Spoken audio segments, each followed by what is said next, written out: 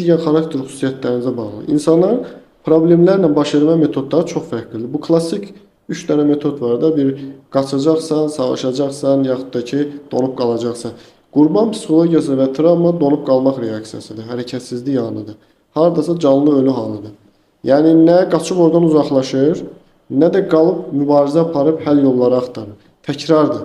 Təkrar davam edir orada. Biraz əvvəl o dediyiniz xəstə birisinin evinə getmək həm narahatdır, həm getdiyi yeri narahat edir, həm də eləməyə davam edir. Tamam. O zaman bunun kimə nə faydası var? Bu tamamen bir donma reaksiyasıdır. Yəni təkrarlayan, elə bilin ki, bir otağın içərisində fırlanırsınız. Bəli. Bundan daha Pis nə ola bilər? narahat verici, bundan daha insanı özünü dəyərsiz hiss etdirici nə ola bilər? Yəni burada bu 3 metodu xatırlasaq, bacarırsınızsa əgər biraz o mühitdən, o şəraitdən uzaqlaşmaq, yeni münasibətlər, yeni şəraitlərə addım atmaq, hətta bəzən tətilə çıxmaq işə yarayır. Məsələn, deyək ki, uzun müddətli bir tətil götürən bir insan, deyək ki, 2 aylıq tətil götürür, o iş yerindən ayrılır. Dünya başqa şeydir, mən 10 il eyni yerdə işləyirəm, 20 il eyni yerdə işləyirəm.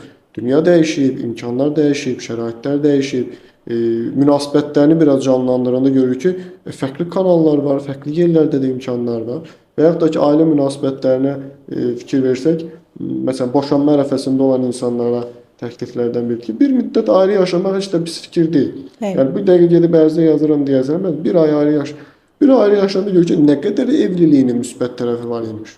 Özünü orada qurban rolunda çıxış edir ki, mən filan əziyyət çəkdim, filan şey olur, filan şey olur.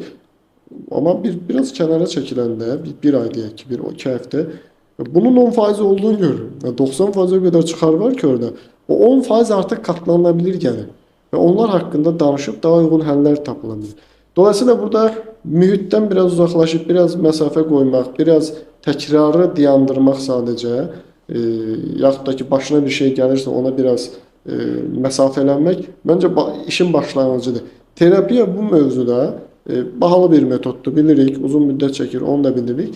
Bunun bir alternativi də hardasa. Yəni bir yerə gedirsiniz, o yerdə dünyaya dair siz ürəyiniz istəyən kimi danışırsınız, qaçdığınız şeylərlə qarşılaşırsınız və avtomatik olaraq məsafələnirsiniz. Bir şey haqqında uyğun həllər fikirləşmək üçün məsafələnmək lazım. Əks təqdirdə eyni şeyi təkrara davam edir. Fəhmin bəy, qurban